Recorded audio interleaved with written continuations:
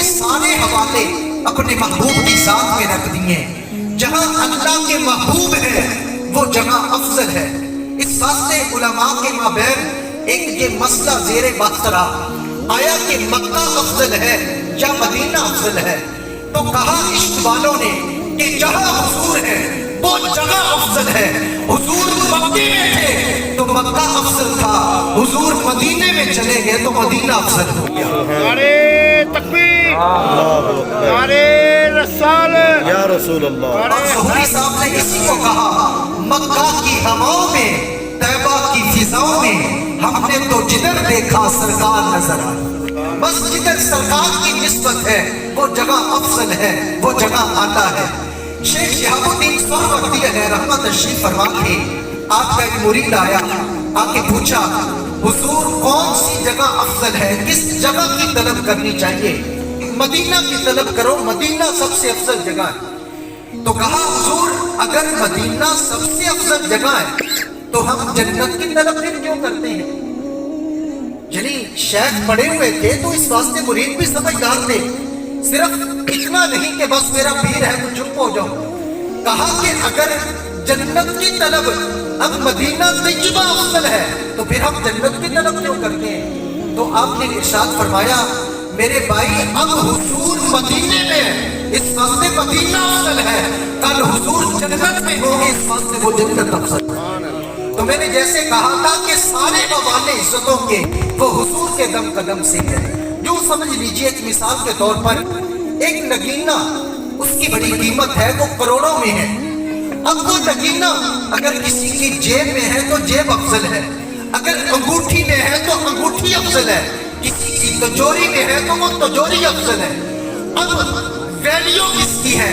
Value اس نگینے کی ہے. جگہ جہاں نگینہ ہے وہ نگینے والی جگہ افضل ہو جائے گی. بلا تشبیہ اس کائنات کا نگینہ میرے حضور ہے. بس حضور مکے میں تھے تو مکہ شان والا تھا، حضور مدینے میں ہے تو مدینہ شان والا ہے، حضور کل جنت میں ہوں گے تو جنت شان والا ہے.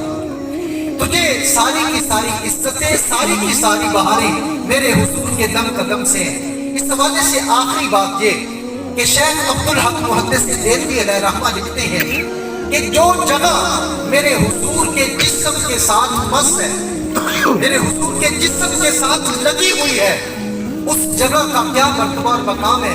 اس حوالے سے لکھتے ہیں کہ وہ جگہ بیت اللہ سے افضل ہے، وہ جگہ سدرۃ المنتہا سے بھی افضل ہے، وہ جگہ رب کے عرش سے بھی افضل ہے. کون سی جگہ؟ وہ جگہ میرے حضور کا جسم اطہر جس جگہ کے ساتھ مس ہے، ٹچ ہو رہا ہے اور اس کو یہ نسبت حاصل ہے، اس دھرتی کا یہ مرتبہ اور مقام ہے کہ وہ اللہ کے عرش سے بھی افضل ہے.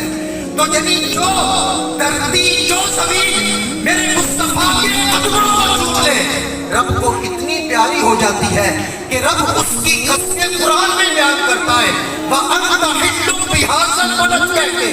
تو جو قدموں میں لگ جائے وہ جگہ اتنی اعلیٰ ہو جاتی ہے.